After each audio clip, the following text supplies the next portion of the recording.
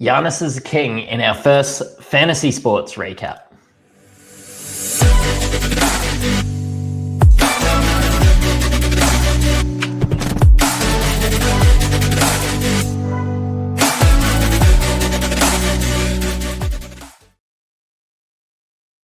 Hey guys, I am the super coach Mattrix, and I'm here today with a preview of the 5 games that went through. We thought this would free up our other show so that we can just talk pickups and hit some other hard topics in our regular shows. And the first game, we have the Knicks versus the Bucks, and the Bucks coming away with this one.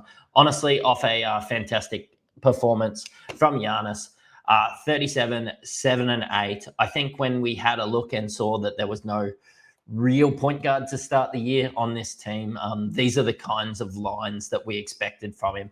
2 blocks, 1 steal, and actually didn't even hurt you from the free throw line today. So 16 of 22 in 33 business. Giannis got the minutes done. Those that drafted Miles Turner in the 3rd and 4th rounds would be disappointed, especially when, like, quite often if a team performs poorly and he played well, then you can take to it. But them getting the win against the Knicks, which, I would believe title contenders, and Miles Turner not going very well and them not needing him, then alarm bells have to be going off. The 3 blocks are really nice for him. And stepping in for the injured Kevin Porter Jr., popular streamer Ryan Rollins, 4 assists. I probably expected a few more assists, but I did not expect 25 points from him there. Green and Gary Trent Jr. Were there playing roles. And, honestly, not much from the bench. But then you go up to the Knicks, and they've played around with the lineup a little bit.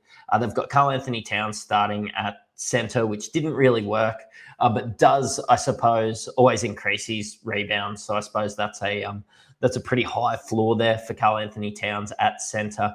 Of course, Aria Hawk-Porty went back to the bench. We've seen him start, with spot minutes at the start of the year.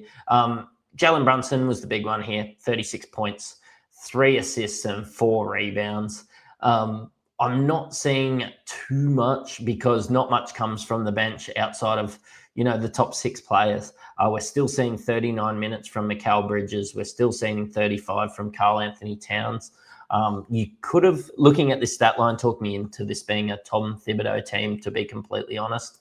But this next one went into overtime, and Philly took care of the business.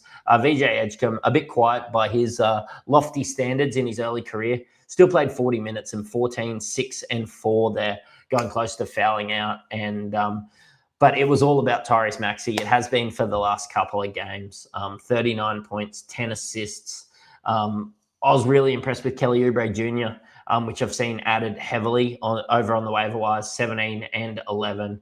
And Joel Embiid, he's working his way into some really good lines. I think, given another 3 or 4 weeks, he could be a real option. Look, I know there's always going to be injury concerns, but look, if you do, like to play the risky game when it comes to fantasy, you could throw out some offers for Joel Embiid, 25, 7 and 5. And I thought he looked quite ginger and poor in his first couple outings, but starting to look a bit better there now. Dem Boner, of course, because, Joel Embiid is on some pretty heavy minutes restrictions. Did go out and get some rebounds there, but look, Andre Drummond's been the best PPM guy on this team. 6 and 10 there, but I saw a lot of minutes from Quentin Grimes, 23 points, 7 rebounds, 3 assists and 3 steals. I think they're playing the hot hand at the moment, but Quentin Grimes, if you had to ask me, is this team's 6th man. Going to Miami, a little bit of a blowout, to be completely honest. Norman Powell was out in this one. You start to see Larson in the starting lineup, and he was good. 17, 5 and 3. If that was a Norman Powell stat line, you'd be completely fine with it. Davion Mitchell's been great for assists there. Again, 9 assists again today. Bam Adebayo, 26 and 6. He was the, I would say, the best player outside of Jaime Jaquez Jr., 28 minutes from him, 28 points, 5 assists, and 4 steals. He should be rostered. Look, Kalel Ware did get the start today, and was okay. And so was Nikola Jovic. But yeah, I do just think, honestly, I am not sure they're both guys that you really need to own as well. But JJJ's been great for him. 8 from 8 from the line, plus 43 today. Yeah, he was unreal. But yeah, that -14 from Kalel Ware and Nikola Jovic's 10 and 6 just doesn't inspire a lot of confidence in me to go out and own them. All these guys did get a bump with Norman Powell out. Norman Powell would have played about 30 minutes in that. So take a lot of this with a grain of salt. But I think when JJJ plays this good, yeah, he is rosterable. And up into Charlotte, look, LaMelo Ball's just so good, man. 29 and 8, 4 or 5 from the free throw line.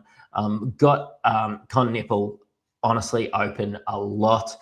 He's starting to come along as a really nice member of this rookie class. To be honest, the rookies have been probably the best I've seen in a few years, straight off the bat. So that was good for Kalkbrenner. Going to get a lot of confidence from Mason Plumlee not playing.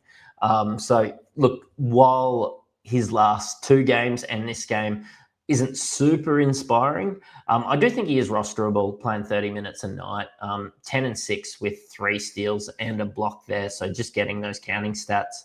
Colin Sexton getting the start, 18, 5 and 6. And yeah, look, Miles Bridges doing Miles Bridges things. Trey Mann getting the 27 minutes, but honestly was pretty ordinary today. Just the 8 points from him. Heading to Sacramento, I don't think anyone really expected Sacramento to win this one, but OKC were fine. 31 points, 9 and 4 from Shea in 36 minutes. Of course, Lou Dort always plays a lot of minutes, 13 and 5.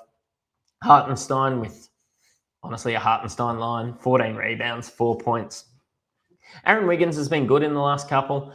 This has probably been his best when it comes to counting stats. 3 blocks, 6 assists, and 6 rebounds for the 18 points, 34 minutes.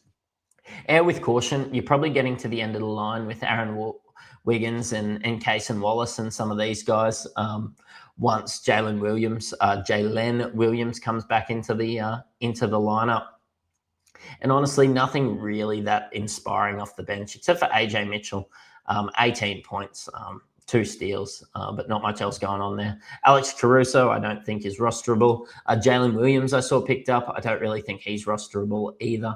And yeah, a couple of guys that just got some minutes once this one was basically over. Sabonis with the triple-double today, 10 and, not the triple-double, with 10 and 18 today, 5 of 15 from the field.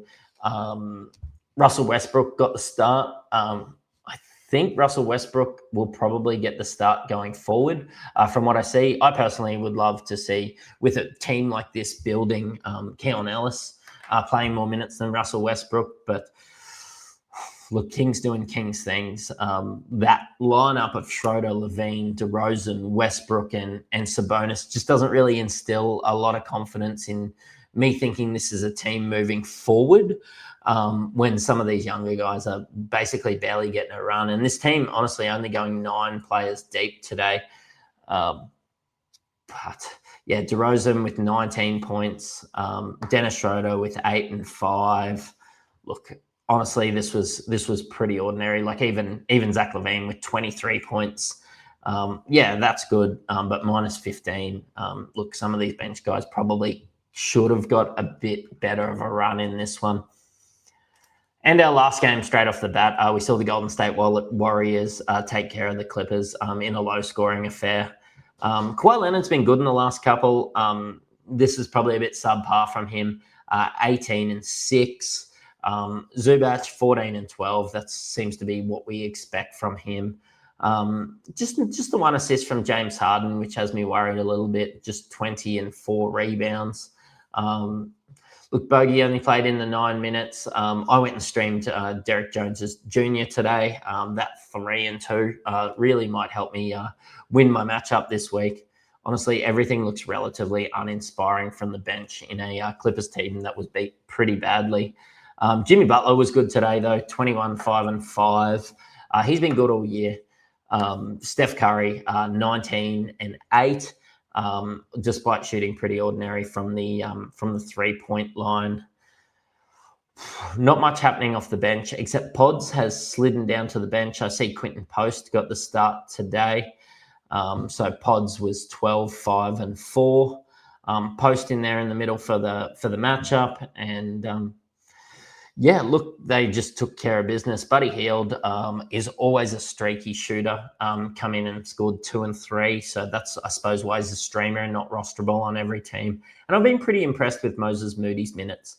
9, 2 and 3 today. While not that good in fantasy, just seeing that 22 minutes in this team is something that I'm keen to see. Look, tonight we will still have our normal episode where we look at our waiver wire pickups and hit some hot topics. I believe it's Kingy, Horse, and Braino tonight. But you've listened to an Insight Fantasy Sports podcast. Ball Logic.